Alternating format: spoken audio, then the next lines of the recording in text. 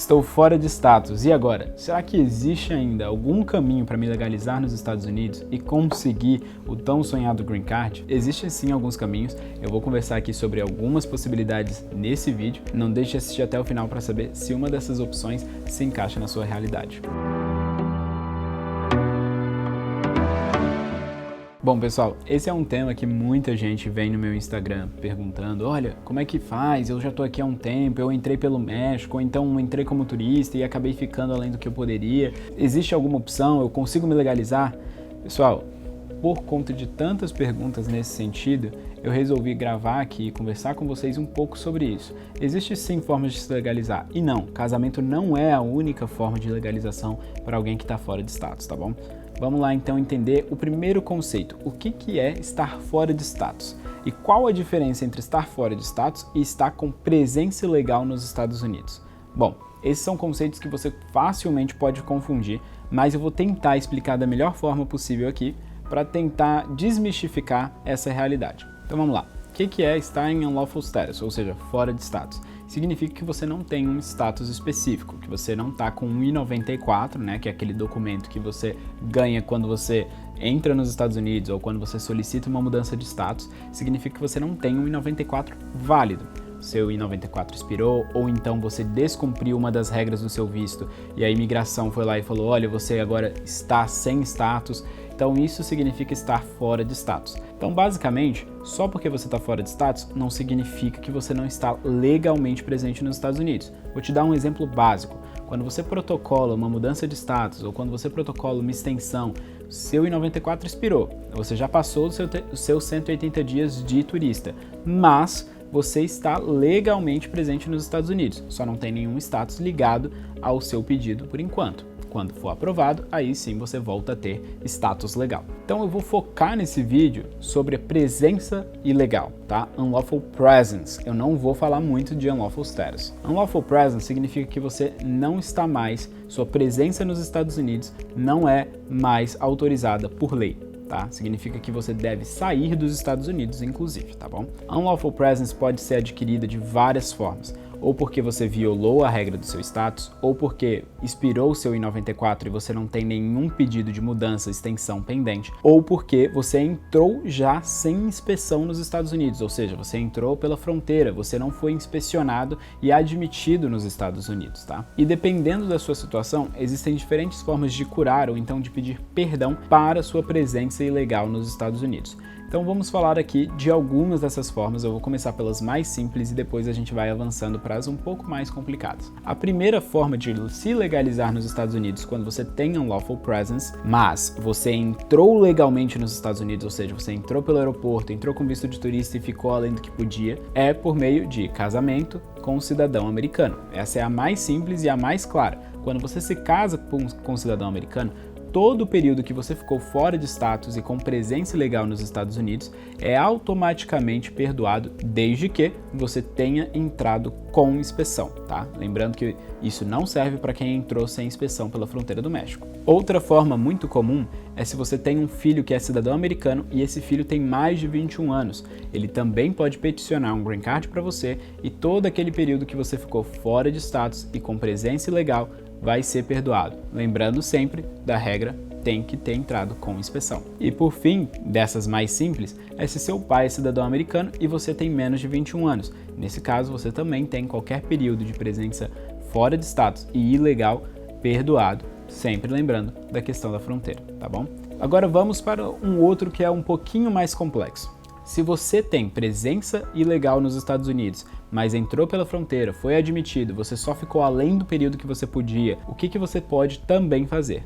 Aplicar um ajuste de status baseado em algum EB, seja EB1, EB2, EB3, EB4 ou EB5, e desde que você não tenha ficado mais de 180 dias fora de status, esse ajuste pode ser concedido e você ganhar um Green Card a partir disso. Lembrando, você não pode ter entrado nessa situação sem inspeção, ou seja, pelas fronteiras, sem passar por um oficial que aceitou a sua entrada nos Estados Unidos. Indo agora para situações que são ainda mais excepcionais, a gente está falando de waiver, que é chamado perdão que você pede para a imigração. Existem vários tipos de waiver que você pode pedir diferente, tá? O que a gente vai tratar aqui é principalmente o 601A, que é o waiver ligado à presença ilegal nos Estados Unidos. Este waiver pode ser solicitado desde que você tenha um parente que cumpra os requisitos legais, ou seja, este parente tem que ser residente permanente ou cidadão americano e, além de tudo, você precisa demonstrar que a sua saída dos Estados Unidos iria prejudicar esse parente de uma maneira extrema, que é o que é chamado Extreme Hardship. Então você consegue sim solicitar esse waiver desde que este parente sofra bastante com a sua saída do território americano. Dr. Guilherme, quem pode ser esse parente?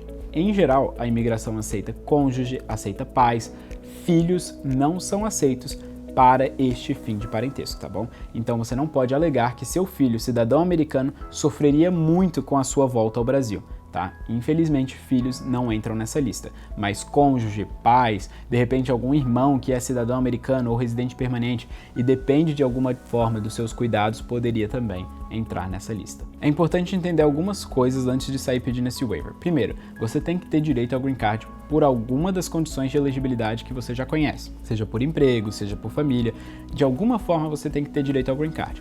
O waiver, ele é só um dos requisitos que iria te prejudicar ter o green card. Você vai falar, olha, não considere esse requisito, tá bom?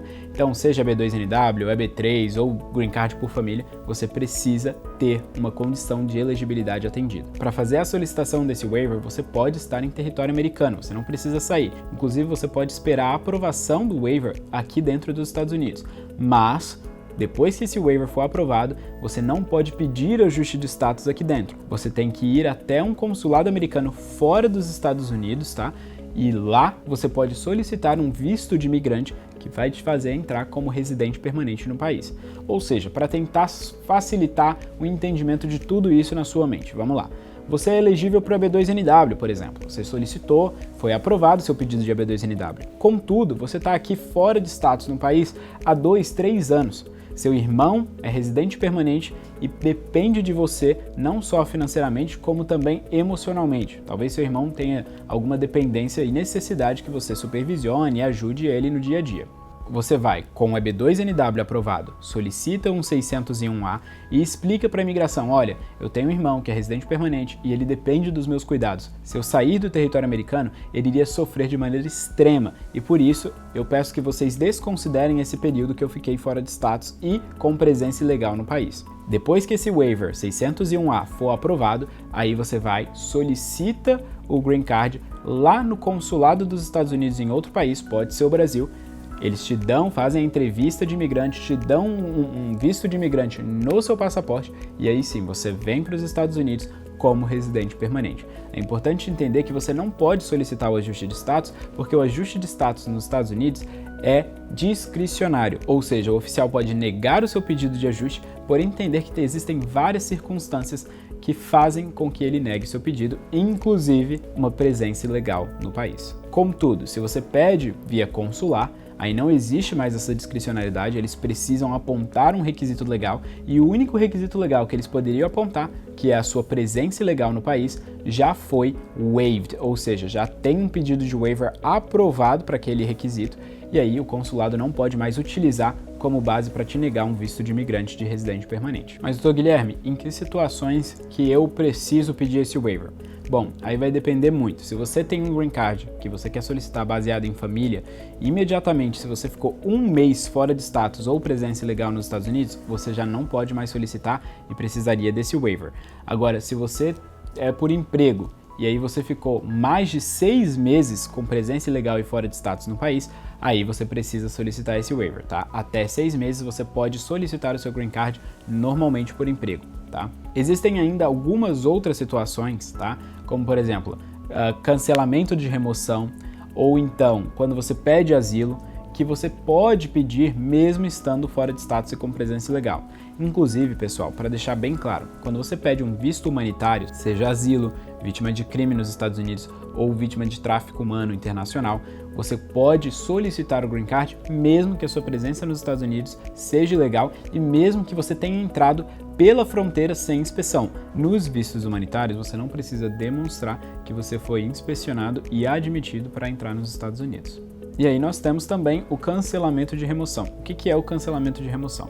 É quando você está há mais de 10 anos nos Estados Unidos, mantendo um bom caráter moral e você tem um parente que é cidadão americano que sofreria um extreme hardship, ou seja, aquele mesmo teste de dificuldade extrema, tá? E não comum com a sua saída dos Estados Unidos.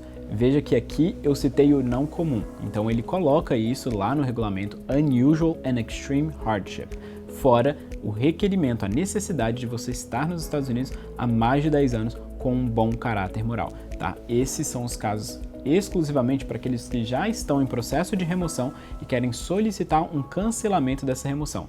Nessa situação, você também não precisa demonstrar que foi admitido legalmente nos Estados Unidos, tá? Existe ainda aquela situação daqueles que ficaram sem status nos Estados Unidos, ficaram ilegais aqui e aí foram deportados. Ah, doutor Guilherme, eu fui deportado, o que eu tenho que fazer agora? Você pode pedir um waiver no Brasil, tá? Você pode pedir um 601 não A, né, que é o 601 comum, lá do Brasil, ou você pode também cumprir o seu banimento. Às vezes você ficou mais de um ano aqui nos Estados Unidos ilegal, e aí você precisa cumprir então um banimento de 10 anos. Depois que você cumpre um banimento, você não precisa pedir waiver nenhum.